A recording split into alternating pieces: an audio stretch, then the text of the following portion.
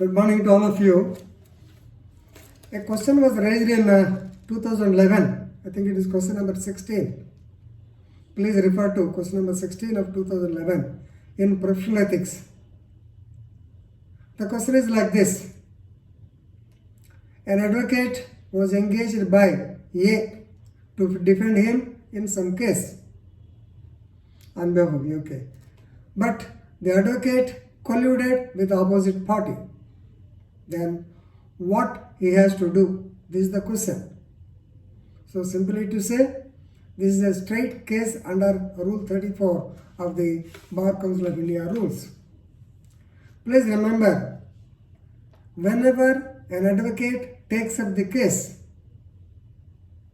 he has to see that the case ends with a logical conclusion by attending the court personally or through his junior or something like that, but he has to attend the court and he has to give his total commitment to the client.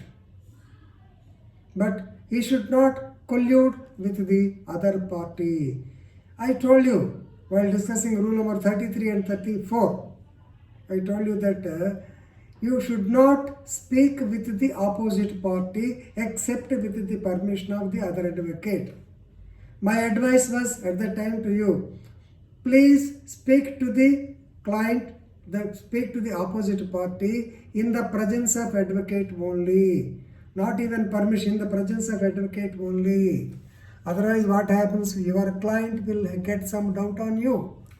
Please remember, your client will assess you at the outset itself, whether to retain you or to get rid of you. They will definitely have some impression.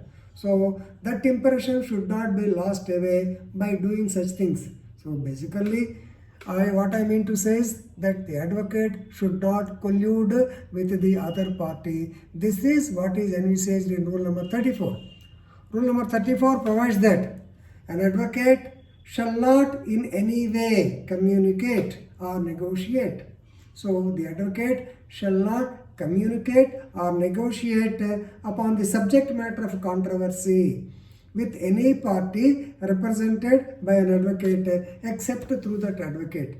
So normally sometimes we may have, as advocate, we may have to negotiate the other party also. Because if our client is willing for a compromise with certain conditions, definitely we can negotiate with them. But when only with the permission of the other side advocate. Otherwise, it will be definitely creating confusion or suspicion in the mind of your client. Even I told you the case. A senior advocate has engaged the senior advocate in a particular case. Right? So, the case is against B.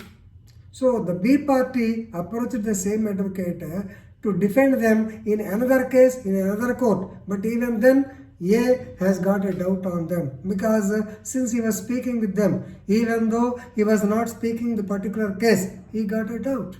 So such should not be the case. Therefore, better not to communicate or negotiate with the opposite party. Here, he has gone to the maximum extent, colluded with the other party. So, the advocate should not come close with the opposite party with the idea of conspiracy. The advocate should not accept any briefs or gifts. Not briefs. Should not accept any gifts from the opposite party. Right? So, to cite an example, I think you have to write the case law also. Very good case is D.P. Chadda versus Triyugi Narayan Sharma, I think 2000. Actually, Triyugi Narayan Sharma, he was a politician. He was a Congress party worker, moves in different states. This happened in Jaipur. Right? Triyugi Narayan Sharma, he was running a school with a strength of about 200 students. Actually, the owner of that particular estate, that is Upasana Private Estate, Upasana Constructions Private Limited, they filed a civil suit against him for ejectment or for vacation of the said premises. So, Triyugi Narayan Sharma, he appointed or he gave wakalat to our D.P. Chadda to contest the case. Fine, the case is going on. But ultimately, what happened is our friend DB Chanda colluded with the opposite party. So therefore, actually, at the time of filing wakalat, DP Chanda has taken another extra wakalat. That means the signature of Trivedi Narayan Sharma on another wakalat and also on a blank paper. He utilized the same. So DP Chadda engaged another advocate by name Anil Kumar Jain on behalf of Trivedi Narayan Sharma. And Anil Kumar Jain colluded with the opposite party. They have requested the court to advance the case. They filed a compromise petition. It was allowed, even though the judge got a doubt. But still, since both lawyers have effected compromise, yes, they have allowed. Ultimately, the matter has come to the notice of Trivedi Narayan Sharma. He filed a complaint to the Bar Council of India. Actually, DP Chadda wanted to escape, stating that he did not do anything. Without my knowledge, Trivedi Narayan Sharma appointed Anil Kumar Jain. But fact will come out.